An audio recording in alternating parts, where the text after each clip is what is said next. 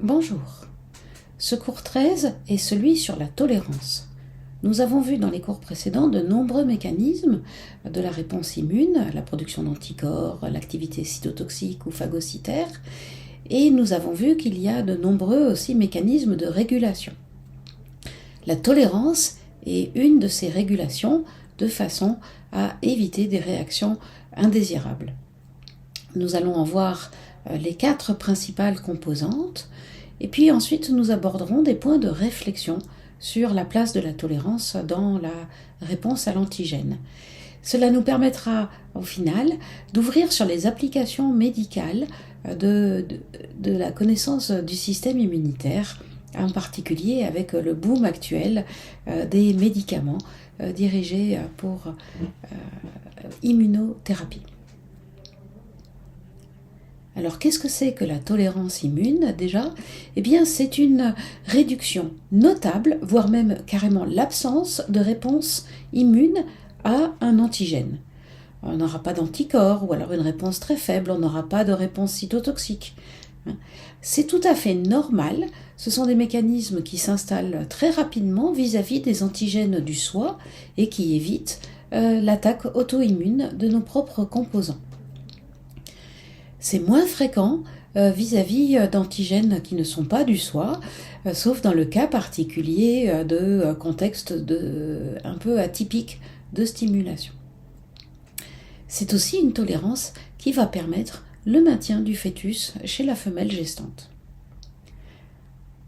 Il y a plusieurs mécanismes de tolérance, nous n'allons pas tous les voir, nous allons en voir les principaux.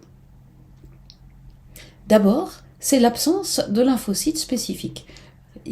On ne trouve pas dans l'organisme certains lymphocytes fortement autoréactifs, ce qui évite donc qu'il y ait une réponse vis-à-vis des antigènes concernés. Alors c'est principalement le cas des lymphocytes T. On ne trouve pas de lymphocytes T autoréactifs et ça s'explique par les phénomènes de sélection qui ont lieu au niveau du thymus. En ce qui concerne les lymphocytes B, il y a un petit peu d'évitement de lymphocytes autoréactifs, mais pas complètement. Et d'ailleurs, de nombreuses maladies auto-immunes s'accompagnent de la production d'auto-anticorps.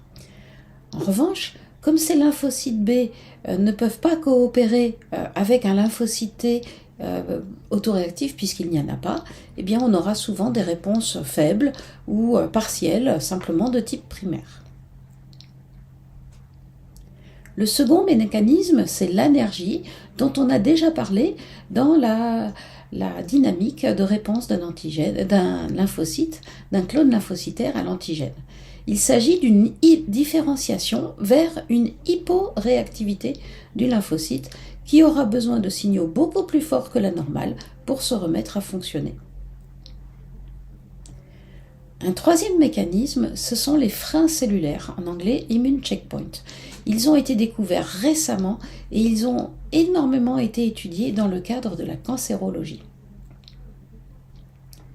Enfin, il y a une autre façon d'avoir une tolérance, eh bien ce n'est pas de ne supprimer ou réduire la réponse immune, mais c'est de la transformer. Donc on aura une modification qualitative qui va faire que le mécanisme effecteur qui était produit et qui était plutôt néfaste ne se fait plus, alors que d'autres mécanismes en prendront la place, mais sans dommage. Par exemple, dans la désensibilisation allergique, le principal mécanisme est la dégranulation des mastocytes en présence d'anticorps de classe IgE. À partir du moment où l'individu va produire moins d'IgE et plus d'autres anticorps, par exemple des IgG4 qui ne provoquent pas la dégranulation, eh bien on n'aura plus de manifestations allergiques. C'est le principe de la désensibilisation aux allergies. Alors, bien sûr, il y a énormément de recherches sur ces sujets, il y a des enjeux thérapeutiques majeurs pour éviter justement les allergies, les maladies auto-immunes, accepter les greffes, etc., etc. Alors, nous allons voir le premier mécanisme qui est la sélection des lymphocytes T au cours de leur création dans le thymus. Alors ça ne concerne pas tous les lymphocytes T, ça concerne ceux qui sont produits au niveau du thymus et qui ont un TCR composé avec des chaînes protéiques alpha et bêta. Et ça va aboutir à la création du répertoire de lymphocytes T CD4 et CD8. Lorsque les lymphocytes sont produits chaque jour dans le thymus, chez le fœtus et chez le jeune, en très grande quantité, eh bien vous avez la création pour chaque clone lymphocytaire d'un nouveau récepteur TCR de façon totalement aléatoire. Ce qui fait qu'il peut y avoir des lymphocytes qui vont reconnaître tout et n'importe quoi, et certains d'entre eux risquent d'être autoréactifs. Dans mon petit schéma, je vous montre les autoréactifs sont verts. Et le thymus se comporte comme un filtre. Au contact des cellules du thymus, eh bien, il va y avoir un système dans lequel les lymphocytes verts, en reconnaissant des cellules vertes et des composants verts, des antigènes verts de l'organisme, vont arrêter leur développement, et alors que tous les autres vont pouvoir être libérés dans la circulation et rejoindre les organes lymphoïdes secondaires où ils exerceront des effets. Donc, potentiellement, envoyant des antigènes qu'ils n'avaient jamais vus auparavant, le non-soi. Alors, quels sont les auto-antigènes qui sont présentés dans le thymus ? Eh bien, on a d'abord de très nombreux auto-antigènes qui sont ubiquistes, qu'on va trouver dans toutes les cellules. Ce sont des constituants normaux des cellules, et puis des matrices tissulaires, le collagène, etc. On a aussi des auto-antigènes circulant dans le sang. Et alors là, il y a quand même des régulations dans leur passage, mais la plupart des protéines plasmatiques et des hormones qui circulent dans le sang peuvent aussi aller dans le thymus et donc participer à ce système de filtration. Alors je ne vais pas détailler comment ça se passe dans le thymus parce que ce sera le cours d'histologie, mais simplement vous décrire comment on a pu comprendre les différents mécanismes. En fait, il y a 5 façons d'obtenir cette sélection.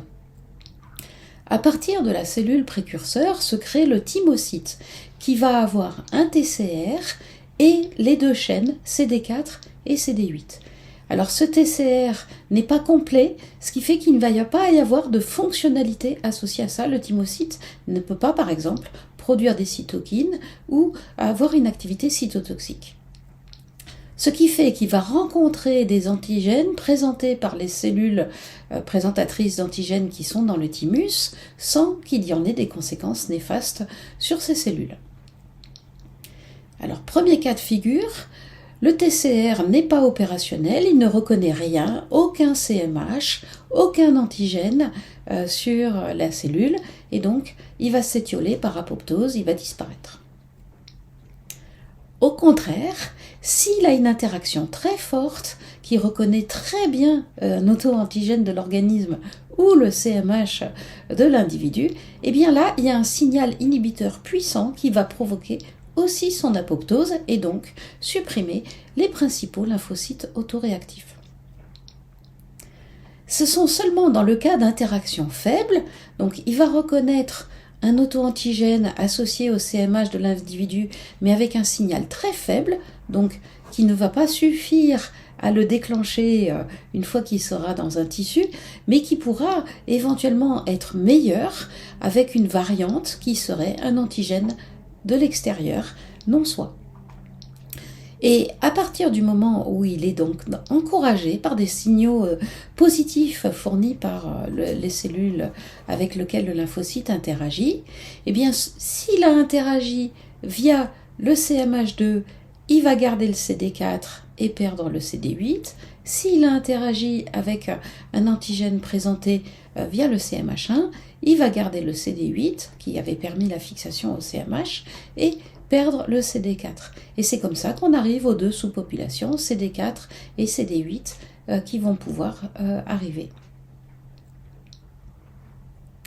Donc j'ai pas développé dans le cours ces petits schémas complexes qui vous montrent en fait que les différentes cas de figure d'une réponse normale, d'une tolérance, d'un rejet de greffe, dans lequel là c'est le CMH qui sera reconnu comme étranger, eh bien c'est pour vous montrer simplement qu'il y a une logique de liaison qui vont se faire à 3 niveaux. Du TCR avec l'épitope, du TCR avec le CMH et de l'épitope T avec le CMH. Passons maintenant au deuxième mécanisme de tolérance qui est l'anergie. Donc l'anergie, c'est une hyporéactivité lymphocytaire. Le lymphocyte T a été sélectionné, il a pu sortir du thymus, mais après, il va se différencier de façon particulière pour devenir hyporéactif. Alors cet état de différenciation particulier est obtenu dans des cas de présentation atypique dans lequel la cellule présentatrice d'antigène, au lieu de donner des signaux activateurs comme dans une réponse classique, va donner des signaux inhibiteurs et là on aura l'anergie du lymphocyte. Alors la plupart du temps, l'anergie correspond à une cellule présentatrice qui n'a pas été stimulée par des signaux de danger. Donc c'est typiquement le cas d'un auto-antigène qui est présenté par les cellules dans le tissu sans aucune anomalie. Dans un tissu sain, une cellule saine présente ces auto-antigènes, il n'y a pas de signaux de danger, donc le signal envoyé est qu'il n'y a pas à réagir à cet auto-antigène. Ça peut aussi arriver lorsque la cellule présentatrice est très immature, qu'elle n'a pas produit encore des ligands activateurs, ou alors lorsqu'elle a été elle-même inhibée par des signaux immunorégulateurs, et en particulier des cytokines inhibitrices qui sont produits par les lymphocytes Treg dans ce contexte. Alors attention, à la différence de la sélection thymique qui a fait disparaître dans le répertoire, dans cette génération aléatoire de lymphocytes, les populations autoréactives, là les populations autoréactives existent mais sont inhibées. Il s'agit cependant d'une anergie réversible. Dans le cas où on aura des doses d'antigènes et de signaux accessoires beaucoup plus forts et que là les cellules présentatrices d'antigènes présenteront ce même antigène avec des ligands activateurs, eh bien, on peut obtenir de nouveau une réponse immune. On va parler de levée d'anergie ou de rupture de tolérance. Donc les lymphocytes anergiques ne sont pas pareils que des lymphocytes naïfs, ils sont carrément sous-actifs. Et ça va permettre l'anergie physiologique vis-à-vis des antigènes normaux des tissus. En revanche, il y a le risque de développer une maladie auto-immune dans un contexte où on aurait la levée d'anergie. Le troisième mécanisme, ce sont les freins cellulaires ou immune checkpoints. On a vu que dans les capacités de la réponse immune, il y avait l'activité cytotoxique contre des cellules de l'organisme. Ces cellules étant le plus souvent des cellules infectées ou qui présentent une anomalie comme une tumeur, qui sont devenues tumorales. Et comment faire pour éviter des destructions de tissus sains ? Eh bien, c'est que la plupart des cellules, de nombreuses cellules de l'organisme, en particulier toutes les cellules immunocompétentes, ont des systèmes pour éviter ça. Alors ça va faire des paires de ligands qui vont désactiver le signal de cytotoxicité malgré sa présence par ailleurs. Donc ça va protéger les cellules et éviter la cytotoxicité, ce qui est une garantie pour des cellules saines, qui même s'il y avait une petite anomalie, eh bien, ne seraient pas détruites. On s'en est rendu compte de ceci parce qu'il y a des cellules cancéreuses qui peuvent être très agressives et se développer, et d'autres au contraire qui, malgré qu'elles soient reconnues par les lymphocytes, ne sont pas détruites. Et c'est comme ça qu'on a pu analyser et découvrir tous ces immune checkpoints. Donc ça a été une révolution en cancérologie parce que en inhibant, en utilisant des antagonistes de ces freins cellulaires et en particulier des anticorps anti-freins cellulaires, eh bien, selon différentes astuces, selon différentes stratégies qui sont présentées dans ces schémas, eh bien, on va bloquer ce signal inhibiteur et restaurer à nouveau une capacité de cytotoxique contre ces cellules anormales. Alors, Je profite de cet exposé pour décrire que vous avez un nombre important de cytokines qui sont impliquées dans la réponse immune et certaines ont des actions atypiques et vont réguler ce niveau de tolérance ou d'activation. Vous avez en particulier la famille des TNF, Tumor Necrosis Factor. Comme leur nom l'indique, ils ont été justement très impliqués dans l'action toxique, en particulier l'action par cytolyse des lymphocytes, parce qu'il y a des ligands et des récepteurs au TNF qui provoquent des signaux de nécrose ou d'apoptose. Donc, l'expression ou pas de récepteurs au TNF va influencer si la cellule est sensible ou au contraire résistante au mécanisme de cytotoxicité. De la même façon, on a la famille des Transforming Growth Factors qui sont des facteurs impliqués dans la prolifération et dans l'équilibre entre différenciation et prolifération. Il y en a un grand nombre de composés et là aussi, ils vont intervenir dans le taux de cicatrisation, de régénération de tissus ou au contraire dans la différenciation des cellules vers des profils de prolifération.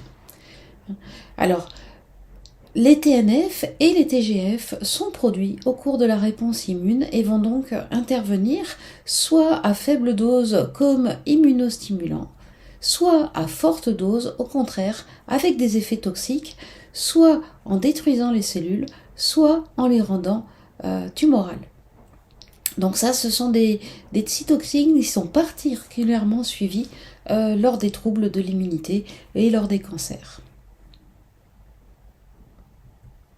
Donc juste pour réfléchir, pourquoi y a-t-il à la fois autant de mécanismes ?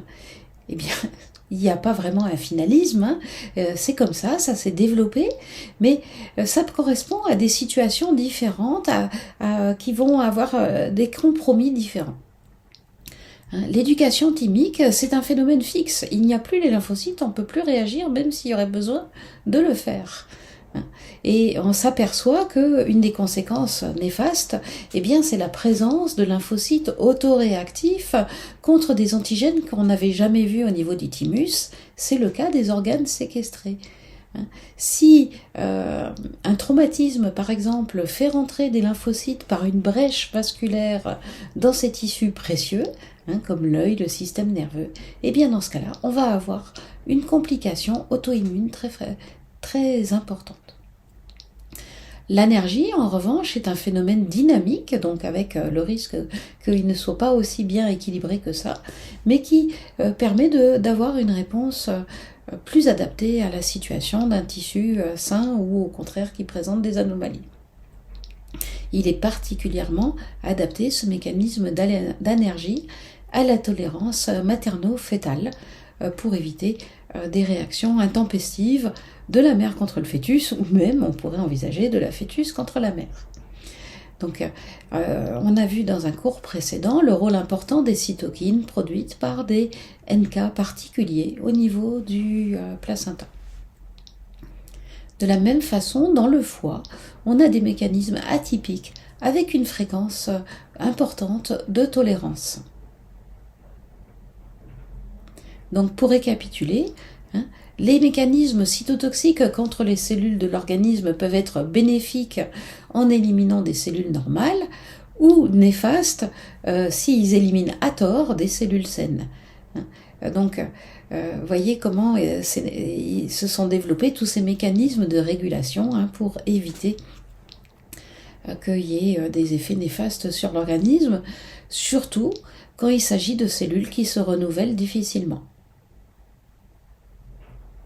Donc au final, on s'aperçoit que ce n'est pas un seul signal, antigène ou pas antigène, qui déclenche la réponse immune, mais comme on l'a vu déjà plusieurs fois, la complémentarité de nombreux signaux, à la fois le fait que l'antigène soit présent ou pas, le fait qu'il y ait des signaux de danger associés ou pas, l'état de différenciation des cellules qui vont présenter cet antigène, soit dans un contexte régulateur, soit dans un contexte inhibiteur, soit dans un contexte régulateur. Donc je n'ai pas abordé dans le cours des points très complexes, hein. J'ai essayé de quand même fournir les principaux messages, mais au niveau des recherches, on est maintenant allé à des niveaux très élaborés d'analyse des mécanismes moléculaires et comment les cellules, selon leurs différents états de différenciation, vont agir différemment. Et c'est comme ça qu'on a découvert qu'au-delà des CD4, CD8, NK, eh bien, il y a de plus en plus de populations lymphocytaires qu'on connaissait moins, mais qui ont des rôles régulateurs très importants. Alors, il y a actuellement tout un nouveau plan de recherche qui est la manipulation de ce système immunitaire. Par exemple, si un antigène est présenté classiquement de façon exogène par phagocytose à du CMH2, eh bien, on peut envisager de modifier ça en vectorisant cet antigène pour qu'il soit intégré et qu'il devienne endogène et présenté via le classe A. Vous voyez que finalement, on peut observer qu'il y aura des perspectives médicales importantes qui résultent d'une meilleure compréhension de tous ces équilibres. Donc c'est ce qui nous amène à cette ouverture sur les applications médicales avec plusieurs cas de figure. D'abord, l'immunostimulation, essayer d'obtenir une meilleure réponse vis-à-vis d'un antigène. Donc on a plusieurs pistes. Celle qui est la plus connue, la plus développée, eh bien c'est la vaccination, pour augmenter la réponse vis-à-vis d'un antigène donné. Mais en fait, il y a plein d'autres voies de travail, plus ou moins complexes. Recréer une réponse, apporter des éléments lorsqu'il y a un déficit immunitaire, stimuler de façon générale la production de lymphocytes après un traitement qui a détruit ces lymphocytes, par exemple un cancer. Donc voilà. Faites attention quand même qu'on entend souvent des logiques commerciales dire tel ou tel complément, tel ou tel médicament, telle ou telle herbe peut augmenter, booster le système immunitaire. Et soyez très prudents avec ceci, parce que booster le système immunitaire, eh bien, c'est peut-être lever des énergies et donc avoir un risque très important.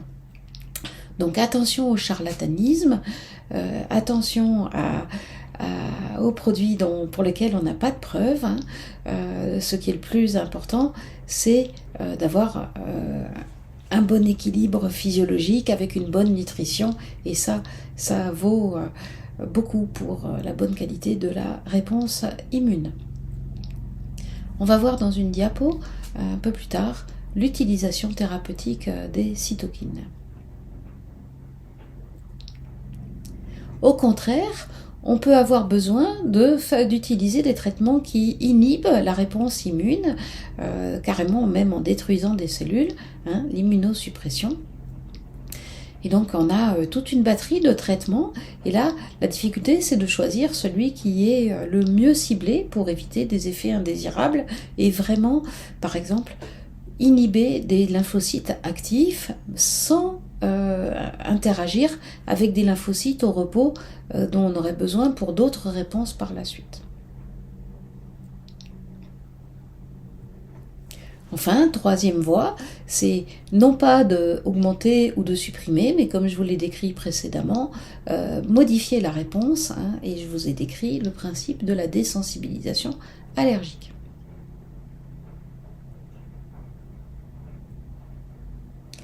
Alors, décrivons un peu l'utilisation médicale des cytokines. Il y a plusieurs façons de faire. Soit on utilise la cytokine in vivo et on l'administre au patient en espérant augmenter telle ou telle activité immune. Soit on utilise un anti-cytokine in vivo, comme un médicament, pour arrêter l'action, antagoniser une cytokine qui aurait un effet toxique. En particulier, on a vu là le TNF, par exemple, qui peut être très dangereux à forte dose. Donc ça, c'est quelque chose qui se fait déjà depuis longtemps. Les interférons, par exemple, sont très utilisés, en particulier les interférons de type 1, avec leurs effets antiviraux. Sur le schéma, vous voyez par exemple un traitement par interféron contre la parvovirose chez des chiots. Et on a des effets vraiment spectaculaires de guérison. Attention cependant qu'à cause du polymorphisme individuel, eh bien on peut avoir des individus qui vont très bien répondre et au contraire des individus qui ne répondent pas à ce traitement. C'est le cas là sur 5 chiens qui ont été traités avec de l'interféron, et bien il y en a 4 qui sont guéris et le 5e qui ne l'est pas, et sans qu'il y en ait une explication simple. Alors attention, c'est quand même très dangereux ces traitements. Toutes les cytokines ne peuvent pas être utilisées, même si on commence maintenant à les connaître, parce qu'il y a un risque qui s'appelle la tempête cytokinique. Certaines cytokines sont extrêmement toxiques, et même à faible dose, et peuvent provoquer des activations anarchiques et avec des effets d'emballement, des réactions très violentes qui ont déjà conduit à des accidents dans des essais de nouveaux médicaments. Dans le cas du Covid, par exemple, eh bien, on avait bien pu illustrer que ce n'est pas le virus en lui-même qui est la source des complications les plus graves, mais la réaction anarchique du système immunitaire avec cette tempête cytokinique. Ce qui fait qu'une alternative, eh bien, c'est de ne pas utiliser la cytokine in vivo, puisqu'elle pourrait être dangereuse, mais ex vivo. Et c'est quelque chose qui maintenant est pratiqué dans le traitement de nombreux cancers. Alors il y a un inconvénient, c'est que c'est une médecine très individualisée, puisqu'il faut utiliser les propres cellules du patient pour guérir ce patient. Donc c'est un peu complexe à faire, ça se fait en milieu hospitalier. Le principe est le suivant, c'est que à partir d'une personne qui a un cancer auquel on a fait une chirurgie pour enlever les cellules, les masses tumorales, eh bien il y a un risque de métastase. Donc ce qu'on va faire, c'est prendre ces cellules tumorales extraites lors de la chirurgie et les mettre en contact avec des leucocytes qu'on a pris à partir de ce patient. Et en culture in vitro, on va rajouter les cytokines appropriées pour stimuler et modifier l'état de différenciation de ces lymphocytes qui souvent, ils étaient anergiques chez l'individu de façon à obtenir cette levée d'énergie.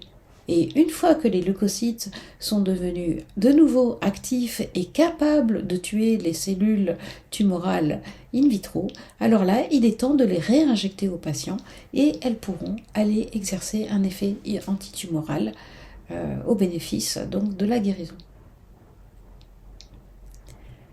Donc, il s'agit juste dans cette diapositive de vous ouvrir l'esprit à ce boom phénoménal qu'il y a maintenant avec des nouveaux médicaments à base d'anticorps, par exemple. Il y a eu des avancées considérables qui vous seront développées, bien sûr, au cours des modules ultérieurs de médecine. En humaine, c'est extraordinaire, mais aussi en médecine vétérinaire, on a eu beaucoup d'avancées. Donc il s'agit en particulier d'anticorps monoclonaux transformés. Je vous ai mis en illustration un anticorps dans lequel vous avez la partie FAB qui a été faite à partir d'un monoclonal chez la souris et la partie FC qui est faite à partir des gènes du chien, ce qui permet d'avoir un anticorps qu'on peut utiliser in vitro, par exemple, pour aller contrer une cytokine ou pour être un anticorps anti-frein cellulaire.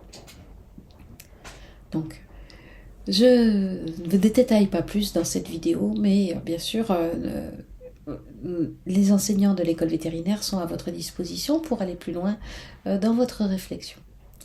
Fin de ce cours.